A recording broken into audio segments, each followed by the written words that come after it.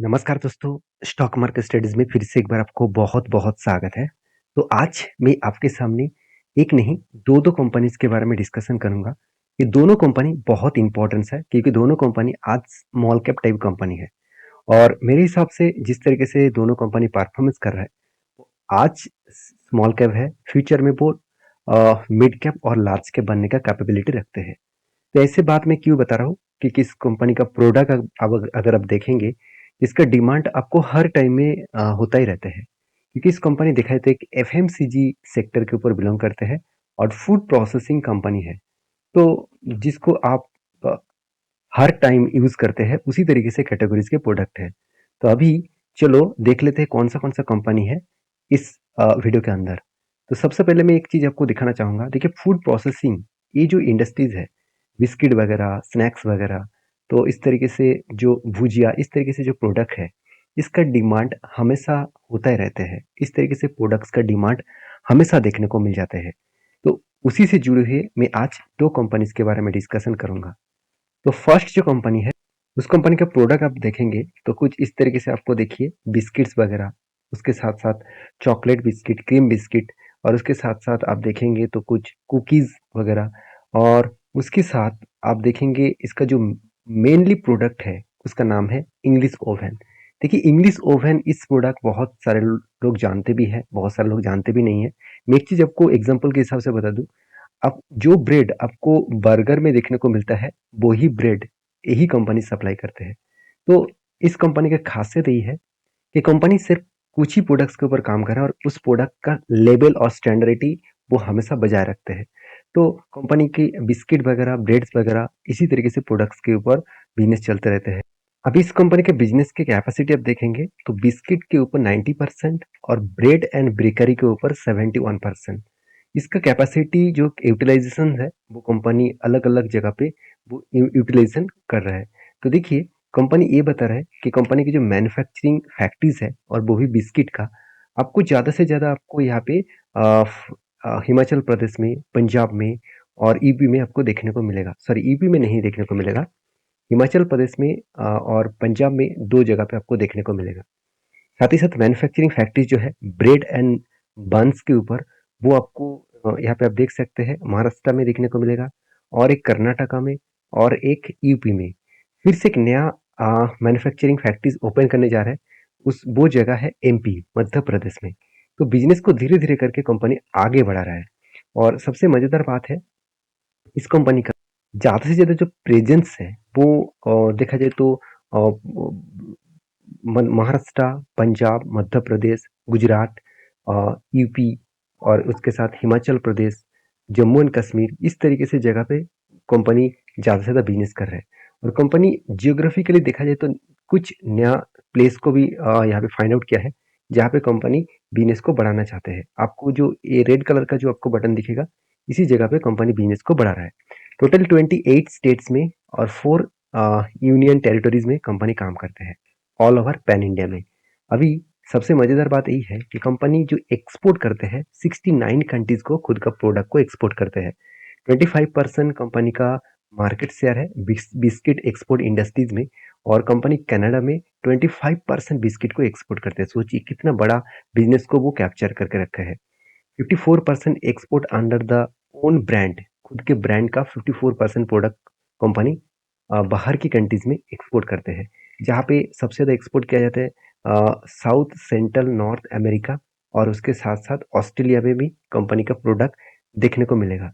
साथ ही साथ African market में भी कंपनी बिजनेस को फैला कर रखा। UAE, United Arab Arab Emirates, इस जगह पे भी कंपनी प्रोडक्ट को एक्सपोर्ट करते हैं। कंपनी की जो बेस्ट पॉइंट मुझे लगा, company addition to new biscuits जो लाइन्स यहाँ पे ओपन करने वाला है, वो भी कहाँ पे है, राजपुर में, to meet the growing demand. तो डिमांड बढ़ने के कारण 2 अलग-अलग फैक्ट्रीज कंपनी बनाने वाला है जिसका एस्टिमेट कॉस्ट आएगा 75 करोड़ के आसपास। और यहाँ पे देख सकते हैं एडिसन जो बिस्किट जो प्लांट है, वो भी यहाँ पे एस्टिमेट किया जाए 32.7 करोड़ के आसपास इस प्लांट को भी यहाँ पे बनाने वाले हैं और 2024 थर्ड क्वार्टर से पहले ही वो प्लांट कंप्लीट हो जाएगा। अभी ये देखना बाकी है कि कंपनी इस तरीके से परफॉर्मेंस को किस बेसिस में कंप्लीट कर पाते हैं। तो देखिए कंपनी का नाम आपको मैं पहले ही दिखा चुका हूँ, शायद आपने नाम को फ़ोकस नहीं करे होंगे। तो कंपनी का नाम है Mrs Bector's food speciality limited. तो Mrs Bector's food speciality limited इस कंपनी का नाम है। अगर इस कंपनी को वेबसाइट विजिट करेंगे तो उनका जो फाउंडर है उनके पिक्चर आपको दिखेगा। तो उन्होंने इस बिजनेस को किस तरीके से खड़ा किया, उनका अगर बायोपिक देखेंगे तो आपको अलग लेवल का अंदाजा लग जाएगा कि किस तरीके से उन्होंने इस बिजनेस को आज इस लेवल तक लेके आए। तो मैं यहाँ पे बात करूंगा कंपनी का फाइनेंशियल डिटेल्स के बारे में। तो कंपनी बहुत छोटा है, 6,600 करोड़ के आसपास है। कंपनी का आरओसी आरओई बेस्ड है और इंडस्ट्री पी रेशियो थोड़ा सा हाइक देखने को मिला। एनुअल इनकम जो है वो 90 करोड़ के आसपास है और कंपनी का डेट ठीक ठाक ही है, कम है और हाथ में कैश भी शानदार है और प्रोमोटर के पास होल्डिंग्स भी शानदार है। अभी जो पॉइंट्स मुझे हमेशा देखने के लिए मजबूर मैं करता हूँ वो है कंपनी का सेल्स ग्रोथ। देखिए सालाना सेल्स ग्रोथ के बारे में बात करूँ तो कंटिन्यूसली हर साल में कंपनी सेल्स को बढ़ाते चले गए। यही कंपनी के लिए सबसे खासियत पॉइंट है और एक्सपेंस को भी मेंटेन किए और प्रॉफिट मार्जिन को भी अलग लेवल में रिप्रेजेंट किए।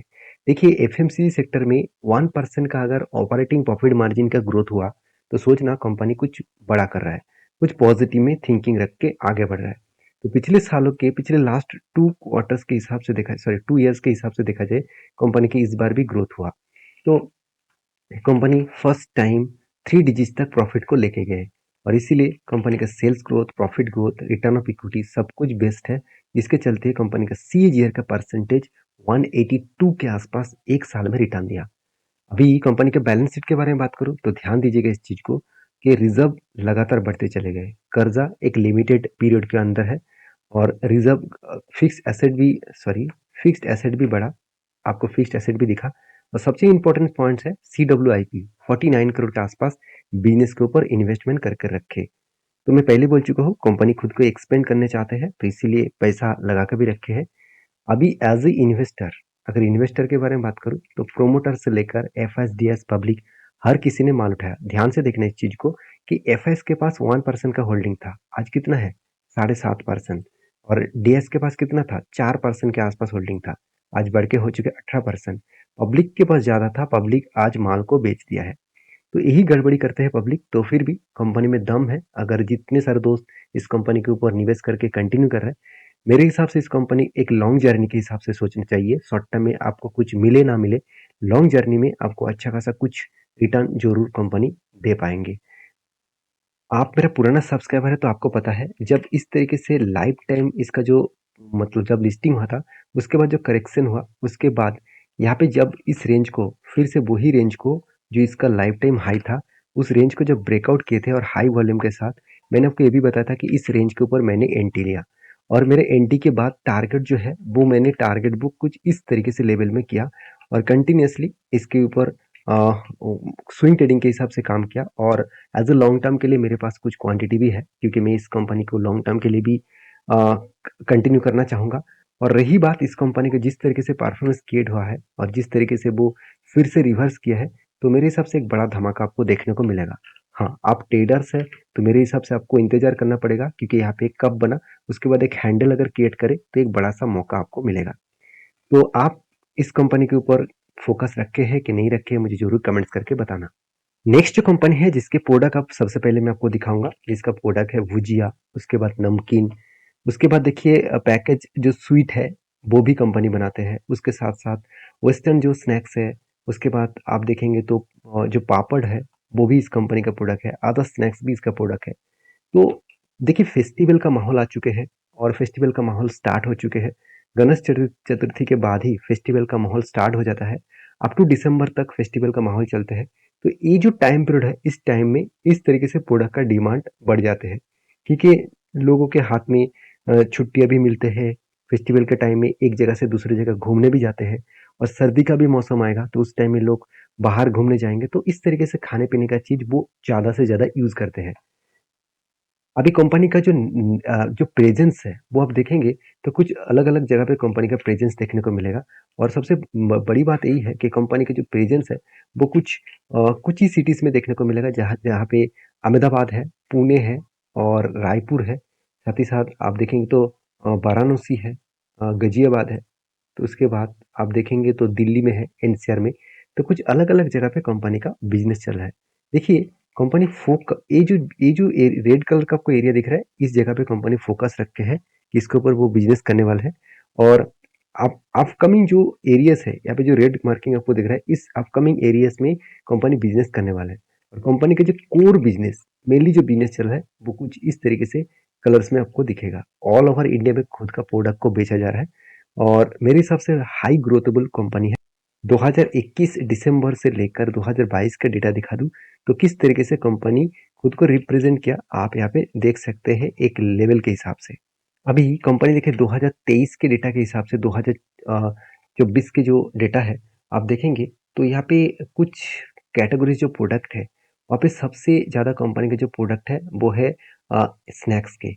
उसके बाद देखिए पैकेज जो स्वीट्स है, उसके बाद आप देखेंगे पापड़ का, उसके बाद वेस्टर्न स्नैक्स, उसके बाद अदर्स। तो सबसे ज़्यादा कंपनी स्नैक्स को बेचते हैं। तो उसमें भुजिया भी आते हैं, बहुत सारे अलग अलग प्रोडक्ट्स आते हैं। तो इस तरीके से प्रोडक्ट का सबसे ज़्यादा डिमांड होते हैं और इसीलिए कंपनी इस तरीके से प्रोडक्ट्स को बेचते भी है। कंपनी एक रिपोर्ट पब्लिश किया कि 2030 जून मंथ के 2023 में 30 जून मंथ में 2023 में कंपनी जिस तरीके से कैपेसिटी को बढ़ाया, सबसे देखिए कंपनी का जो नमकीन और मतलब जो भुजिया कैटेगरीज प्रोडक्ट है और जो नमकीन जो प्रोडक्ट है, इसका कैपेसिटी सबसे ज़्यादा है, सबसे ज़्यादा है। उसके बाद देखिए पैकेज कुछ स्वीट्स के ऊपर 60,000 टन्स मेट्रिक टन्स के पार कैपेसिटी में कंपनी यहाँ पे प्रोडक्ट को बेचे। और वेस्टर्न जो स्नैक्स है 36,900, और जो बाकी जो प्रोडक्ट है, बाकी जो अलग अलग प्रोडक्ट है उसके ऊपर छोटे मोटे quantity, all over total 2,78,700 metric tons capacity को यहाँ पे बढ़ा चुके हैं। तो सोचिए कंपनी किस तरीके से खुद को रिप्रेजेंट कर रहा है। अभी बारी है कंपनी का नाम जानने का। कंपनी का नाम है बीकाजी फूड्स। देखिए बीकाजी फूड्स के ऊपर मैं बहुत बार आपको वीडियो बना के शेयर किया हूँ कि इस कंपनी का प्रोडक्ट जो है वो ऑब्वियसली हर टाइम में डिमांडेबल होते हैं। ऐसे नहीं कि फेस्टिवल का माहौल आया तभी प्रोडक्ट बेचेंगे, बाकी टाइम वो बेच नहीं पाएंगे, ऐसे बिल्कुल नहीं। कंपनी हर कैटेगरीज प्रोडक्ट को वो बेचते रहते हैं। अभी इस कंपनी का परफॉर्मेंस के बारे में बात करूँ तो ध्यान दीजिएगा, कंपनी में 12,000 करोड़ के आसपास मार्केट कैप है। पी रेशियो थोड़ा सा हाई है, R O C R I average level के आसपास है, प्रोमोटर के पास अच्छा खासा होल्डिंग्स भी है, डेप्थ एकदम ना के बराबर है और फ्री कैश फ्लो भी ठीक ठाक है। कंपनी की जो सबसे बड़ी बात है कंपनी का प्रॉफिट एंड लॉस। मुझे इस कंपनी में बेस्ट पॉइंट यही लगा कि कंपनी 2006 में सिर्फ 60 करोड़ के आसपास सेल किए थे, आज वो बढ़ के हो चुके 2000 करोड़ के आसपास। तो अलग लेवल का सेल्स यहाँ पे इंक्रीज किए। और सबसे इंटरेस्टिंग पॉइंट है कंपनी हर साल में, आप ध्यान से देखना, हर साल में पिछले सालों का जो सेल्स था उस सेल को वो बीट करके आगे बढ़ा। तो यही कंपनी के लिए एक बेस्ट पॉइंट है। एक्सपेंस को भी मेंटेन किए और कंपनी का नेट प्रॉफिट जो है वो भी लगातार बढ़ते चले गए। 2006 में सिर्फ 1 करोड़ का प्रॉफिट किए थे और उसके बाद देखिए आज कितना 155 करोड़ का टोटल प्रॉफिट हुआ। अभी sales growth, profit growth, return of equities सब कुछ आपको बेस्ट दिखेगा। कंपनी की जो बैलेंस शीट है वहाँ पे आप एक चीज नोटिस करना कि कंपनी के जो बोरिंग्स है वो बोरिंग्स तो यहाँ पे बढ़ा, उसके साथ साथ कंपनी का रिजर्व भी बढ़े, कंपनी का फिक्स्ड एसेट भी यहाँ पे बढ़ा, उसके साथ साथ कंपनी बिजनेस पर्पस में 64 करोड़ के आसपास पैसा भी लगा के रखे हैं। अभी एज ए इन्वेस्टर आप देखेंगे प्रोमोटर के बाद एफएसडीएस पब्लिक हर किसी के पास इन्वेस्टमेंट है। अभी मैं इस चीज को आपको डिटेल्स में दिखा दूं कि एफआईएस के पास देखिए 3.5% का होल्डिंग था, आज वो बढ़ के कितना हो चुके हैं 7%। डीएस के पास कितना था 9.5%, ऑलमोस्ट 10% के आसपास बोल सकते हैं, वो बढ़ के हो चुके 13.5%। पब्लिक के पास छोटा मोटा स्टेक यहाँ पे बेचा गया, उसका फायदा किसने उठाया, इंस्टीट्यूशन ने। तो मैं जरूर कहूंगा इस कंपनी के ऊपर फोकस रखिए। एज ए लॉन्ग टर्म के लिए इस कंपनी आपको कुछ अलग नजरिए आपको दिखा सकते हैं। तो बाकी आप समझदार है, समझदारी से काम लीजिएगा। देखिए बीकाजी फूड के ऊपर एक टेक्निकली चार्ट पैटर्न भी बना था, एक शोल्डर, उसके बाद एक सॉरी हाँ डबल शोल्डर, उसके बाद हेड बना, उसके बाद शोल्डर बना, और यहाँ पे ब्रेकआउट भी हुआ। ब्रेकआउट कंफर्मेशन के बाद मैंने एक स्विंग ट्रेडिंग भी लिया हुआ हूँ और मेरे पास इस कंपनी के एज ए लॉन्ग टर्म के ऊपर भी कुछ क्वांटिटीज है जो मैं कंटिन्यू जरूर करूंगा, क्योंकि इस कंपनी का फ्यूचर विजन कुछ पॉजिटिवली देखने को मिला। और आज कंपनी छोटा है, इसका बड़ा होने का हाई कैपेबिलिटी है। तो बाकी आप एक बार इस दोनों कंपनी के ऊपर रिसर्च करना, उसके बाद काम करना, क्योंकि मेरे वीडियो हमेशा एजुकेशन पर्पस में होते हैं, किसी भी तरफ से मतलब किसी भी तरह से बाय एंड सेल का रिकमेंडेशन नहीं है। किसी भी कंपनी के ऊपर अगर आपको काम करना है तो प्लीज सोच समझ कर रिसर्च करके काम करना। मिलते हैं नेक्स्ट वीडियो में, तब तक के लिए अच्छे से रहिए, अपने ख्याल रखिए।